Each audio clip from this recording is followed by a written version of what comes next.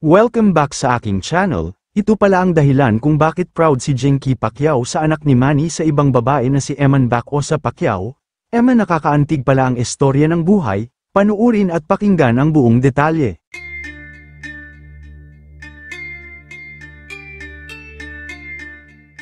Marami na nga ngayon ang humahanga sa pagkatao ni Eman Bacosa Pacquiao, anak ng boxing champ at Hall of Fame na si Manny Pacquiao. Dahil sa husay nito sa boxing at sa naging panalo nito sa Thrilla in Manila 2, ultimong asawa ni Manny na si Jinky ay proud sa pagiging isang Pacquiao ni Eman. Katunayan, ay ito ang mga katangian ni Eman na lubos hinangaan ni Jinky.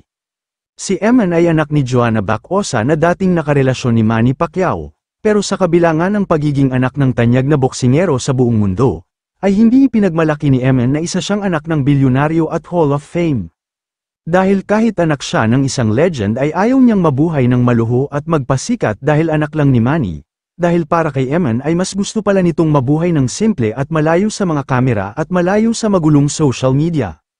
Kaya naman dito nagsimula na hangaan siya ng marami na nakakakilala sa kanya, dahil sa pagiging tahimik nito at walang yabang sa katawan. Kilala din si Eman na hindi mahilig magpakitang gilas sa harap ng kamera at sa social media para lang purihin.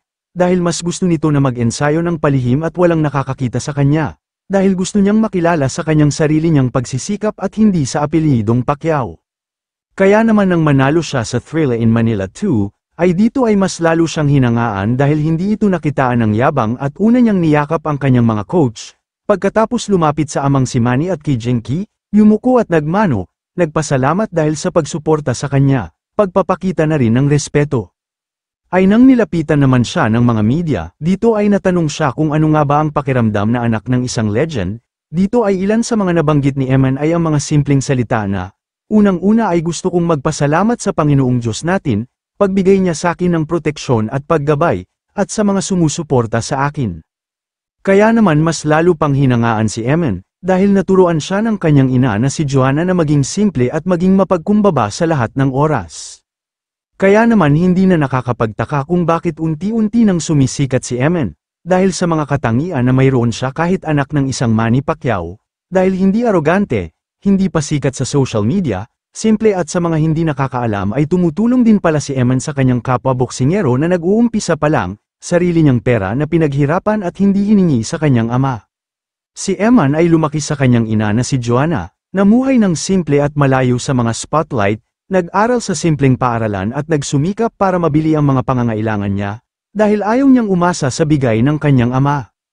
Kaya naman si Manny na ang naghikayat sa kanya na kung gusto daw ba nito pumasok sa mundo ng boxing, dito ay tumanggi si Eman, at sinabing ayaw niyang mag-boxing dahil anak siya ng isang legend, dahil gusto niyang pumasok sa sports na ito sa pamamagitan ng kanyang pagsusumikap at makilala sa sarili bilang isang mapagpersige na tao.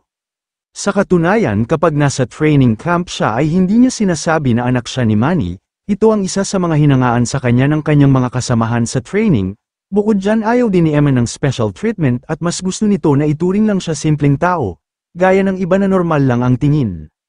Kaya naman ito ang isa sa mga dahilan kung bakit proud na proud si Jinky na maging isang Pacquiao si Eman, dahil sa angking kababaan ng loob nito, at hindi pagmamalaki sa publiko na isang Pacquiao, ayon nga sa mga kasabihan, mas magandang makilala ka sa pagiging simple at may mabuting kalooban, kaysa makilala ka sa mayaman nga pero masama naman ang ugali at isang arogante. Kayo mga ka-showbiz, anong masasabi nyo sa ating showbiz topic ngayon? Kung may opinion kayo ay magkomento lang kayo sa aking comment section. At syempre kung bago pa lang kayo sa aking channel ay mag-subscribe na kayo para lagi kayong updated sa mga showbiz trends na ina-upload ko. Maraming salamat po.